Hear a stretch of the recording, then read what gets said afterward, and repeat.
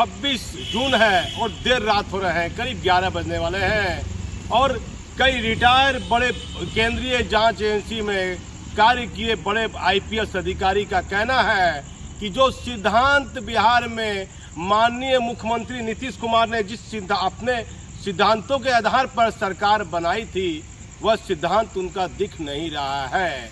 भागलपुर में बम विस्फोट के मामले को लेकर कई तरह की बातें सामने आ रही है। पूरा इलाका चीख चीख कर कह रहा है कि बारूद है, बम विस्फोट हुआ है, लेकिन भागलपुर पुलिस सहित पुलिस मुख्यालय 48 घंटे के बाद एडीजी जितेंद्र सिंह गंगवार साहब का बयान आता है। गंगवार साहब का बयान मेरे समझ से परे है। भागलपुर सीनियर एसपी रहे और मेरे उनसे बेहतर ताल्लुकात है, मैं इससे इनकार भी नहीं करता हूं, लेकिन लगातार जो बम विस्फोट की घटनाएं हो रही है इससे ये दिखता है कि साफ तौर पर कि बम बनाने वाले, बम का सामान लाने वाले अपराधियों पर कार्रवाई पुलिस के द्वारा नहीं हो रही है। और उसके बाद भागलपुर पुलिस ने भी, जिला पुलिस ने भी प्रेस विज्ञप्ति जारी की है कि बम विस्फोट के मामले में केस नंबर 231/2023 दर्ज कर लिया गया है मृतक के पिता के बयान पर और कई बिंदुओं पर जांच चल रही है। ये प्रेस विज्ञप्ति भागलपुर पुलिस ने जारी की है। और एडीजी जितेंद्र सिंह गंगवार क्या बयान दे रहे हैं, एडीजी स्तर के पदाधिकारी हैं, कुछ महीनों के बाद डीजी में उनका प्रमोशन हो जाएगा। तो मेरे ये समझ से परे है कि पूरा समाज, पूरा मोहल्ला चिल्ला रहा है। कई बड़े बड़े लोकल स्तर पर पदाधिकारी दबी जुबान से कह रहे हैं कि बारूद की गंध आ रही है, बम विस्फोट का मामला है, लेकिन पता नहीं पुलिस बम विस्फोट के मामले में कहीं लीपापोती तो नहीं कर रही है। यदि लीपापोती पुलिस करेगी, स्थानीय पुलिस या पुलिस मुख्यालय स्तर से, तो कहीं न कहीं अपराधियों का मनोबल बढ़ेगा। अब दूसरी खबर आ रही है, तीसरी खबर अभीपुर है में 75/2023 राकेश कुमार सिंह प्रॉपर्टी डीलर की हत्या हुई थी। इस मामले में एक समाज सेवी कुणाल सिंह पर प्राथमिकी दर्ज हुई, 3 लोगों पर प्राथमिकी दर्ज हुई, एक गौतम कृष्णा पर हुई और एक व्यक्ति पर हुई, 3 व्यक्ति पर इस पर हुई है। तो इसमें मुख्य शूटर टार्जन गिरफ्तार हुआ है।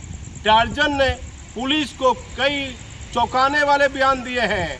ऐसे बयान दिए हैं कि कुणाल कुमार सिंह ने जो समाजसेवी का वो जो चोला पहने हुए थे और उस चोले के पीछे का क्या सच है, उस कन्फेशनल बयान में उस शूटर ने बता दिया है कि इतने रुपए की सुपारी दी गई थी और फलाना सद्दाम के किसू मोहम्मद इम्तियाज, कई बड़े बड़े अपराधी का नाम, बड़े बड़े शूटर का नाम राकेश सिंह की हत्या में आया है और 10 लाख रुपए की राशि कुणाल कुमार सिंह के द्वारा दी गई थी।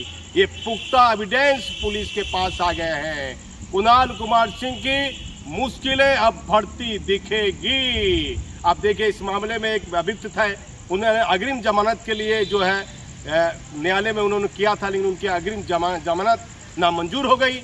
लेकिन अब देखना है कि भागलपुर के बम विस्फोट के मामले में, और उसके बाद एक बड़ी खबर हो रही है, एक जमीन का विवाद, दुकान का विवाद है, उस मामले में एक समाजसेवी, बहुत बड़े समाजसेवी हैं, उनका भी नाम बताना जरूरी है। राजेश वर्मा साहब, हरिओम वर्मा पिता का नाम है और पुत्र का नाम है राजेश वर्मा। कई भाइयों पर, उनके पिता पर नामजद एफआईआर दर्ज भागलपुर के कोतवाली थाना में हुई है और दुकान के ऊपर तेजाब फेंकने का गंभीर आरोप लगा है। ये एक बड़ा मामला राजेश वर्मा के कैरियर पर लगा है। लोजपा पार्टी से जुड़े हुए हैं, चिराग पासवान की पार्टी से गुंडा बैंक को लेकर काफ़ी चर्चा में आए और बहुत बड़े समाजसेवी लोग इनको जानते हैं भाई। बहुत समाजसेवी का एक काम करते हैं। बाहर भी थे, कुछ दिन बीमार चल रहे थे और इनको पानी उनी भी चढ़ा था, बीमार थे। तो राजेश वर्मा के परिवार की और उनकी मुश्किलें बढ़ेगी, क्योंकि तेजाब का मामला बहुत गंभीर मामला होता है। छत के ऊपर तेजाब फेंकी गई है, वहाँ देर रात पुलिस जाती है, पुलिस जांच करती है और जो व्यवसायी है सोनापट्टी के, जिससे विवाद चल रहा है, उनके बयान पर ये केस दर्ज हो जाता है। तो दो समाजसेवी का कैरियर अब आने वाले दिनों में खराब होता दिखेगा। एक कुणाल सिंह भगवा क्रांति के नाम पर उन्होंने एक मैसेज देने का काम किया था भागलपुर में, उनका कैरियर पर दाग लग गया। अब आ जाइए राजेश वर्मा, गुंडा बैग में खूब नाम उछला, लेकिन कुछ आया नहीं है। फिर राजेश वर्मा पर FIR हो जाती है और फिर बम विस्फोट की मैं चर्चा करता हूँ। माननीय मुख्यमंत्री जी, मुझे लंबा अनुभव है पत्रकारिता का, लेकिन जिस आधार पर आपने अपने मूल सिद्धांतों पर बिहार में नीतीश कुमार ने सुशासन की सरकार बनाई थी, क्या बम विस्फोट के मामले में भागलपुर में लीपापोती नहीं होनी चाहिए? नहीं तो आने वाले दिनों में मैं रहूं या ना रहूं, बम विस्फोट की घटना कोई बड़ा रूप ना ले, इस पर पुलिस के आला अधिकारी को गंभीर होना पड़ेगा। आखिर ये किस तरह की राजनीति हो रही है, मेरे समझ से परे है।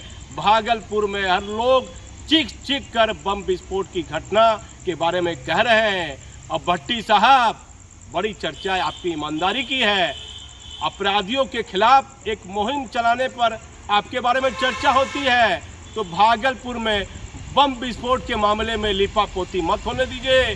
भट्टी साहब, आपका बहुत लंबा करियर रहा, केंद्रीय प्रतिनियुक्ति पर रहे, आखिर ऐसा क्यों हो रहा है? ये कौन लोग बारूद ला रहे हैं? भागलपुर शहर में 2 महीना 3 महीना के बाद कोई न कोई बम विस्फोट की घटना हो जाती है। पुलिस मुख्यालय और बिहार राज्य सरकार और केंद्रीय जांच एजेंसी बारूद लाने वाले और बम बनाने वाले अपराधियों को चिन्हित करे। मैं भागलपुर से दीपक नौरंगी। अंतर्गत हुसैनाबाद मोहल्ले में एक संभवतः सिलेंडर ब्लास्ट हुआ, ऐसी सूचना थाना को प्राप्त हुई। सूचना मिलते ही बबरगंज थाना और सीमावर्ती थाना घटनास्थल पर पहुंची। इस संबंध में वरीय पदाधिकारी भी पहुंचे। उनके द्वारा SDRF सभी डिपार्टमेंट को इसमें लगाया गया, जिसमें बिजली विभाग, sniffer dog, FSL team, bomb disposal squad, सभी लोग पहुंचे। फायर ब्रिगेड और एम्बुलेंस को भी वहां पहुंचाया गया। घटनास्थल का निरीक्षण करते हुए इलाज, बचाव, राहत अन्य सभी बिंदुओं पर कार्रवाई की जा रही है। एक व्यक्ति की मृत्यु हुई है, जिसके पोस्टमार्टम की कार्रवाई की जा रही है। 2 व्यक्ति जख्मी हैं, जिनका इलाज मायागंज अस्पताल में चल रहा है। उपयुक्त टीम द्वारा घटनास्थल का निरीक्षण किया गया। कुछ प्रदर्श उनके द्वारा इकट्ठे किए गए हैं। उसके बाद अब वहां पर वैज्ञानिक अनुसंधान होगा और ये पता चलेगा कि किस प्रकार का पदार्थ था, किस तरह का विस्फोट था, उसके बाद ही कुछ कहा जा सकेगा।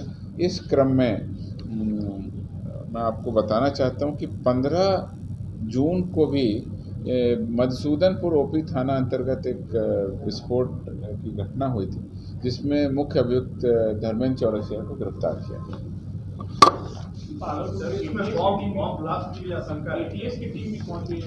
हाँ, सारी टीम पहुंची। नहीं, देखिए, अभी तो सिलेंडर ब्लास्ट की वहाँ पे सूचना थी और उसके आधार पर पुलिस कार्रवाई कर रही है। जब तक सारी जांच हो करके रिपोर्ट नहीं आ जाती है, इसके बाद ये कह पाना मुश्किल है कि किस तरह का विस्फोटक पदार्थ प्रयोग में लाया गया, उसका मकसद क्या था। अभी सभी बिंदुओं पर जांच कर रहे हैं। प्राथमिकी दर्ज हो गई, उसके बाद ही कुछ कह पाना। नहीं, अभी ऐसा कुछ नहीं कह सकते। हम लोग सभी बिंदुओं पर जांच कर रहे हैं, प्राथमिकी दर्ज है। वैज्ञानिक अनुसंधान के बाद ही पता चलेगा किस तरह के पदार्थ का उसमें प्रयोग किया गया। 24 जून की रात में